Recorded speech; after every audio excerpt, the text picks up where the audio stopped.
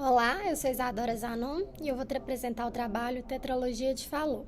Meu grupo é composto por Amanda Vieira, Beatriz Eleonora, Clara Vinhas, Gabriela Oliveira, Haroldo Dutra, Isadora Zanon e Isabela Nunes. Cardiopatias congênitas são caracterizadas por anormalidades do coração ou dos grandes vasos presentes no nascimento, e a maioria ela se origina de um defeito na embriogênese durante a terceira e a oitava semana de gestação. As más formações cardiovasculares congênitas são mais prevalentes ao nascimento, possuem uma incidência de 5%, e a tetralogia de Fallot é o tipo mais comum de cardiopatia pediátrica. A tetralogia de Fallot é a cardiopatia congênita cianótica mais frequente. Ela é constituída por 4 defeitos embriológicos resultantes do deslocamento antero-superior do septo infundibular. Na imagem, podemos ver a dextroposição da aórtica, a estenose subpulmonar, a hipertrofia do ventrículo direito e a comunicação interventricular. Deve-se lembrar que a hipertrofia do ventrículo direito ela é secundária à sobrecarga de pressão resultante da resistência vascular periférica, da circulação sistêmica e estenose subpulmonar. A tetralogia de Fallot possui um amplo espectro de variabilidade anatômica, sendo dividida em clássica, onde há um cavalgamento da aorta sobre o septo interventricular, ou seja, a dextroposição da aorta e a comunicação interventricular, e também as tetralogias com transposição de grandes vasos, que podem cursar com ou sem essa comunicação interventricular. Essa imagem demonstra a tetralogia de Fallot clássica, podendo ver a estenose pulmonar, o encavalgamento da aorta e a comunicação interventricular, assim como a hipertrofia do ventrículo direito. Já na tetralogia de Fallot com transposição de grandes vasos, podemos perceber essa transposição nas duas imagens, a aorta saindo do ventrículo direito e o tronco pulmonar saindo do ventrículo esquerdo, nesse caso com a comunicação interventricular, e nesse caso sem a comunicação interventricular, porém também com a transposição dos grandes vasos. Aqui temos duas imagens reais. A primeira possui um desvio anterior do septo interventricular, provocando cavalgamento aórtico e a estenose subpulmonar. E nessa figura 5, nós temos também a transposição dos grandes vasos, com a aorta saindo do ventrículo direito e o tronco pulmonar do ventrículo esquerdo.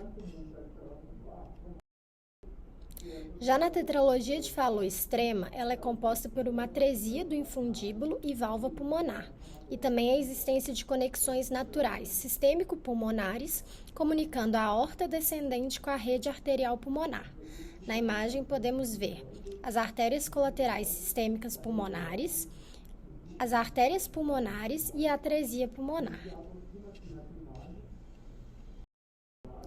Fisiopatologia.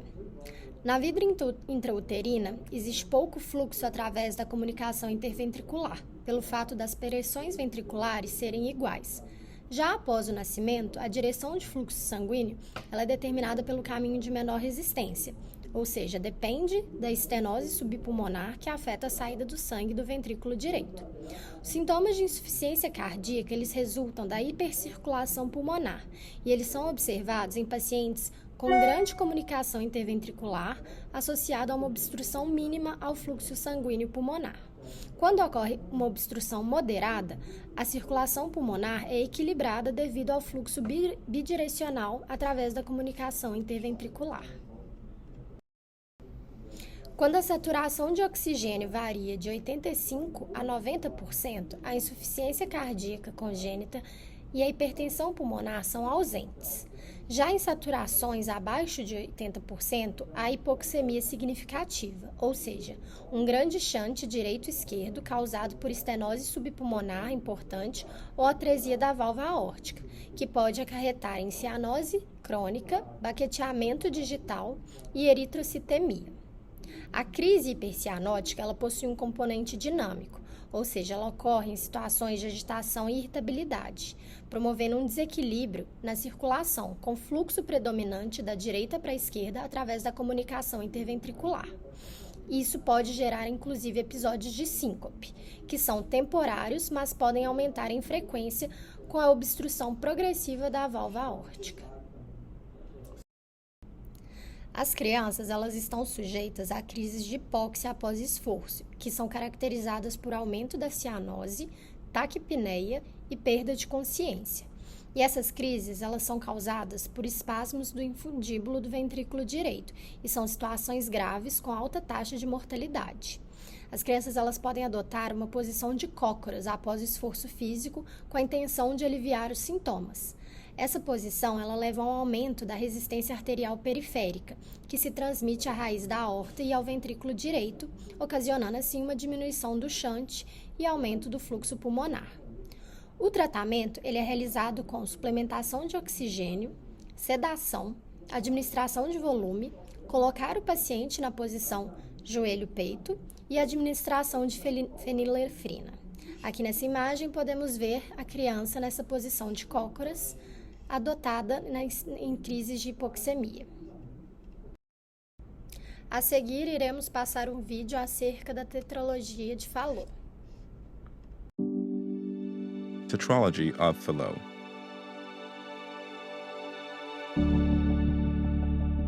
Tetralogy is one of the most common congenital heart defects.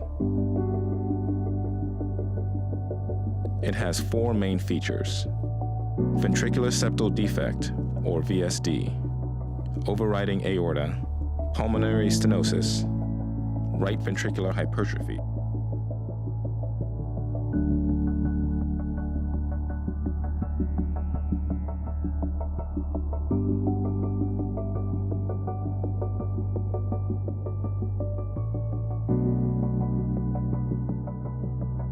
This is a view from inside the right ventricle.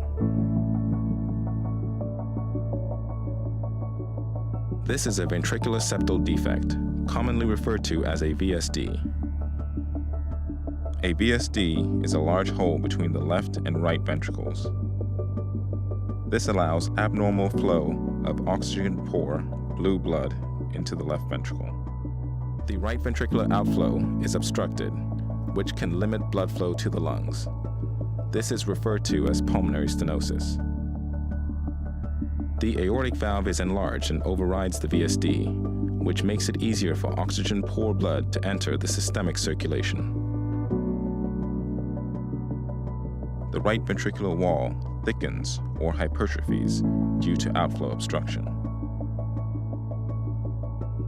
Oxygen-poor blue blood, oxygen-rich red blood, mixed purple blood. This is VSD blood shunting.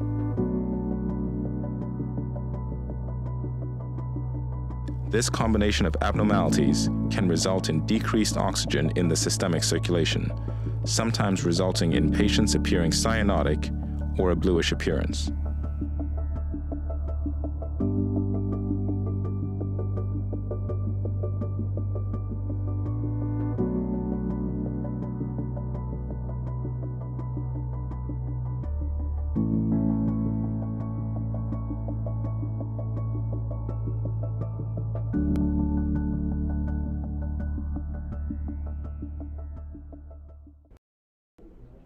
Os achados semiológicos incluem: na inspeção, existe um abaulamento precordial indicativo de hipertrofia ventricular direita. Na ausculta, a segunda bulha cardíaca única, formada exclusivamente pelo fechamento da válvula aórtica, anteriorizada pela dextroposição de alta intensidade e de qualidade metálica. Ela é mais audível também no foco tricúspide. E um sopro sistólico de ejeção na área pulmonar, que termina sempre antes do componente aórtico da segunda bulha. O eletrocardiograma ele é composto por uma evidência de hipertrofia do ventrículo direito e a radiografia de tórax indica um coração de tamanho normal ou com hipertrofia do ventrículo direito e também uma diminuição na circulação pulmonar. A etiologia pode ser multifatorial ou envolvendo aspectos genéticos, especialmente trissomias dos cromossomos 13, 18 e 21, e possui uma associação mais frequente com microdeleções do cromossomo 22, que são as microdeleções do cromossomo 22, Q11, 2. Aqui nós temos na imagem. em 20% dos pacientes com tetralogia de Fallot e estenose pulmonar e em 40% dos pacientes com a tetralogia de Fallot e atresia pulmonar. As mutações nos genes JAG1 e NOT2 são relacionados com a tetralogia de Fallot, pois eles codificam componentes da via NOT, que é importante no desenvolvimento embrionário e na determinação do destino celular. E as proteínas receptoras da família NOT interagem com ligantes e elas são clivadas e deslocam para o núcleo, formando um complexo de transcrição importante para o desenvolvimento embrionário, como exemplificado na figura 9. Existe um risco de recorrência em família de aproximadamente 3%, e ele está associado com a ingestão materna de ácido retinóico durante o primeiro trimestre da gestação, diabetes mal controlado e fenilcetonúria não tratada. O diagnóstico é realizado através de ecocardiografia, que avalia a anatomia intracardíaca relativamente uniforme, angiotomografia para avaliação do envolvimento das vias aéreas e cateterismo para definir local e fornecimento, podendo ser duplo, único ou fantasma, dos vasos para segmentos pulmonares individuais. E também existe o diagnóstico pré-natal a partir de 12 semanas de gestação. Diagnóstico pré-natal. A metodologia de padronização da avaliação do coração fetal no ultrassom morfológico em 6 etapas tem sido aplicada em vários países do mundo. A principal vantagem dessa sistematização é a eliminação de cortes complexos e de manobras difíceis, os quais são muito demorados e muitas vezes desmotivam o médico a realizar essa importante tarefa. Nessa técnica, o exame do coração fetal se inicia a partir de um corte transverso do bebê, que parte do abdômen fetal sem a necessidade de rotação do transdutor, apenas basculando da região infradiafragmática até o mediastino superior, passando por 6 andares. A primeira etapa é a avaliação do abdômen para determinar os sítios cardio-cervical. É um corte transverso do abdômen fetal na região subdiafragmática e permite determinar os sítios abdominal. A etapa 2 é a projeção de 4 câmaras, ou seja, um corte transversal do tórax fetal imediatamente acima do diafragma. Observa-se o coração ocupando 1/3 do tórax e sua maior parte está situada no hemitórax esquerdo, com a ponta voltada para a esquerda. O septo interventricular deve fazer um ângulo de aproximadamente 45 graus com a linha média. Caso não haja obtenção do ultrassom normal nessa projeção, é necessária a realização de um ecocardiograma fetal. Embora a projeção de 4 câmaras tenha grande valor no rastreamento da normalidade, ao evidenciar o tamanho proporcional entre as câmaras cardíacas, por não passar pela aorta e pela artéria pulmonar, ela não define cardiopatias do tipo transposição de grandes artérias, tetralogia de Fallot, tronco arterioso comum, entre outras. Já na etapa 3 é a via de saída do ventrículo esquerdo. Esse corte permite a visualização da continuidade do septo membranoso com a parede anterior da aorta, que é crucial para se afastar a possibilidade de cavalgamento da aorta, característica da tetralogia de Fallot. Etapa 4. Via de saída do ventrículo direito. Ela abraça a via de saída do ventrículo esquerdo e, ao dar origem à artéria pulmonar, tem angulação cruzada e dirige-se da direita para a esquerda. As grandes artérias são simétricas no início da gestação, sendo que ao longo do 2º e 3º trimestres, a artéria pulmonar passa a ser discretamente maior que a aorta. Etapa 5. Projeção dos 3 vasos. Essa é uma forma especial de se analisar a artéria pulmonar emergindo do ventrículo direito e permite notar a sua relação espacial com a aorta e a veia cava superior. Inicialmente, observamos os 3 vasos, que da direita para a esquerda correspondem à veia cava superior, à aorta e à artéria pulmonar.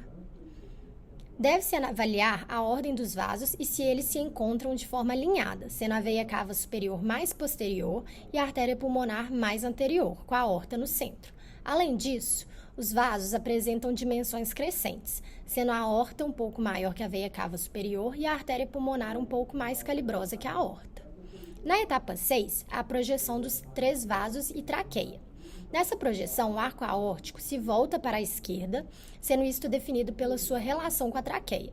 Se a traqueia se encontra à direita do arco aórtico, então ele está voltado para a esquerda e vice-versa. Ressalta-se que o uso de mapeamento de fluxo a cores deve ser utilizado em todas as etapas do rastreamento, mas tem particular importância nessa última projeção. Espera-se que ambos os arcos apresentem fluxo na mesma direção e por isso tenham a mesma cor alcolor, sempre direcionado do coração para a aorta descendente.